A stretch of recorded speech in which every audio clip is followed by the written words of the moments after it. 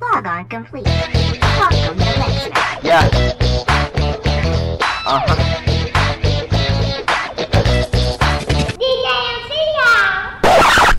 I bury all you boys like the Undertaker. Come at me and you gon' make you meet your maker. You can't see me like John Cena. I'm a genetic freak like Scott Cena.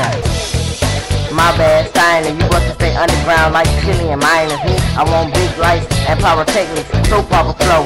Young in the realness, I'm a stone cold killer. You can call me Steve Austin. Man, boy, I be bossing. Plus, I'm on the edge like the rated R superstar. I'm a young lion like Simba in the roar. Working hard like always having in my blood. Like my name was the Miz. I'm the best ever. I know it's all for y'all to bear it. I'm the king of the mountain.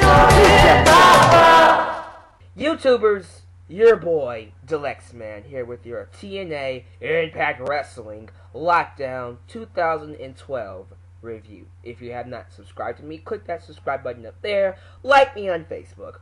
Follow me on Twitter. Subscribe to my second channel for tributes and mashups, and go sub to the Four Horsemen, Eon Nizzle, John, BeerMoney2K, and the 619 Mercenary if Preston still wants to use it. The links are all down in the description box below. But most of all, go sub to the Four Horsemen channel that is also down there. And with that said, let's get right into the review, shall we? So if you guys don't mind, I'm going to skim through the rest of the card so I can talk more about the main event throughout my review. Because guys, I'm not going to lie to you, I didn't care about this pay-per-view all that much. I just cared about the main event. And based solely off of the execution of this pay-per-view, I had a right to feel that way. I was justified to feel that way because apparently TNA felt the exact same way based off of how they executed this pay-per-view. Team Eric Bischoff versus Team Garett Bischoff opened up the show, the Lethal Lockdown match. Clusterfuckish, was everywhere. You couldn't follow it. I couldn't follow it. Not really worth talking about.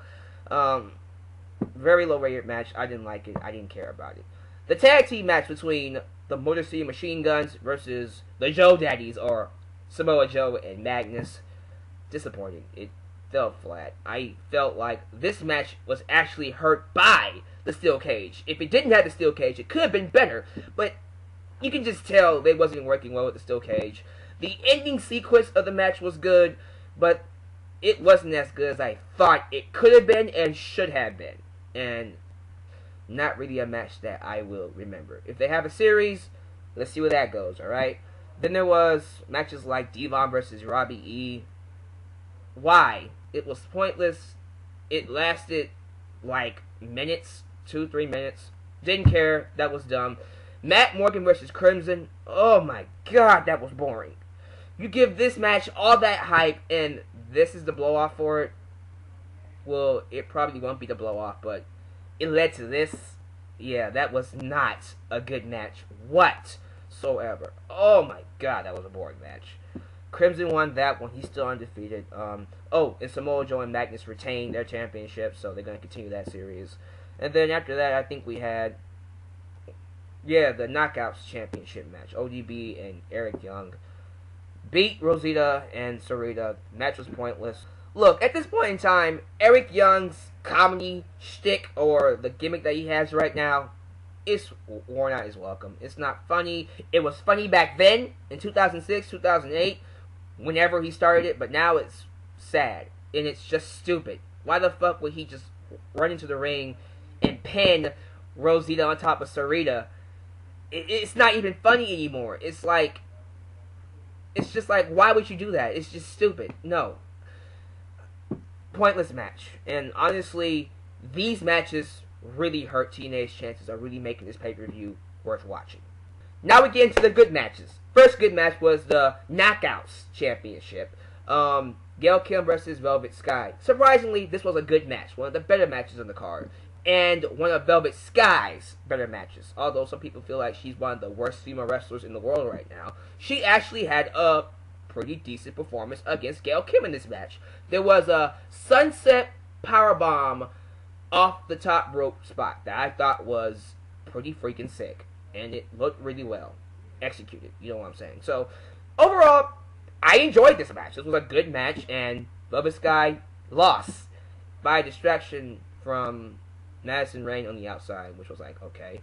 But Gail Kim pinned her, and, you know, tough luck, Velvet.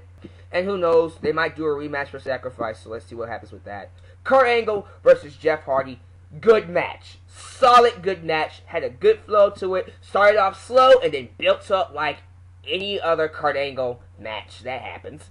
And, you know, it just got better and better and better. The spots were awesome. The flow was nice. They had good chemistry with each other. Like, Jeff Hardy and Kurt Angle just seemed to do that. You know, I have not really recalled one bad match these two have had.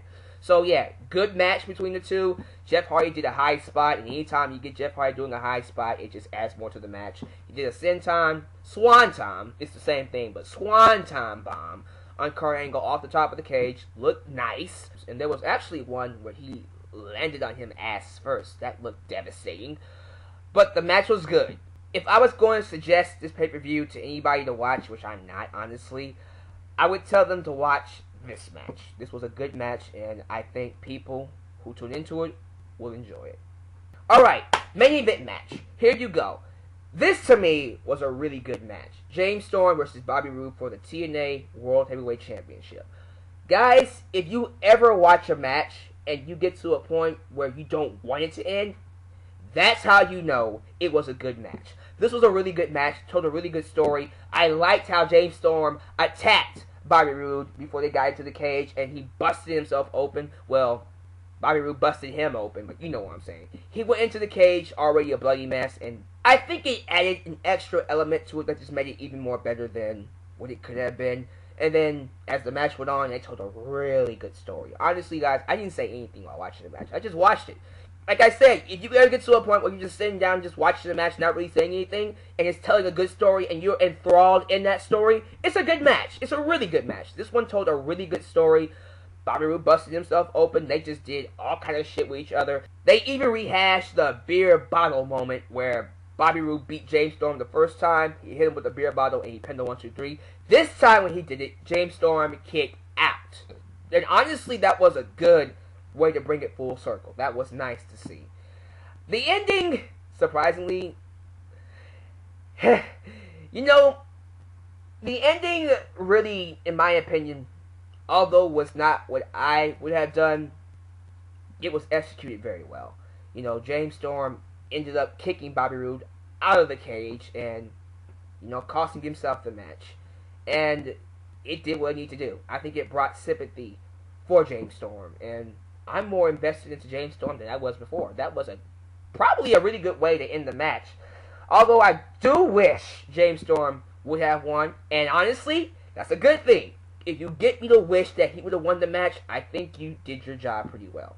Because, hell, it puts more heat on Bobby Roode, and it puts more sympathy on James Storm, and gets me to care about them having a rematch again in the future. Which I do hope they do. I would hate for them to go into Jeff Hardy versus Bobby Roode for Sacrifice. Don't do that. No. Continue this feud. Have one more match with these guys. I want to see them go on to Sacrifice and have one more match because I want James Storm to be champion. If you get me to the point where, you know, Bobby Roode is actually serving his purpose as a heel, and you get me to care about the babyface to take down the heel, that's good. Now I actually care about James Storm to take down Bobby Roode even more. Please do not cut this feud off and try to go into a Bobby Roode versus Jeff Hardy feud. Don't do that. No. Do one more match with this and actually have James Storm go over. And I think that would do wonders for UTNA. This was a really good match and definitely the best match of the night. The main event, as always. The match that I was looking forward to ended up being the best match of the card. And, of course, that makes perfect sense, right? So, overall, we had one really good match and 2 good matches. The main event, of course, really good. Kurt Angle versus Jeff Hardy, that was good. And then the women's match, that was good. And the rest of the card was just crap. I didn't care. It was not good at all. A decent pay-per-view, but it was disappointing at the same time. Overall. The match that I expected to deliver, that delivered, honestly. Everything else can go to hell, honestly. It's not really worth remembering. So, if I was going to tell you to watch this pay-per-view, watch the main event, watch those 2 good matches, skip everything else because it's not really worth talking about. So, TNA honestly didn't capitalize on this big moment to really bring eyes to their product with this pay-per-view, especially following WrestleMania and following the return of Brock Lesnar, I would think TNA would step up their game to really draw in some eyes, but they didn't do that tonight. And it might hurt them in the long run, but we'll see what happens as time goes by. As long as they continue the feud between James Storm and Bobby Roode, they'll have legs to go on. So with that said, guys, thanks for watching. Share your thoughts down below. Make a video response to what you do. Let me know how you felt about this pay-per-view.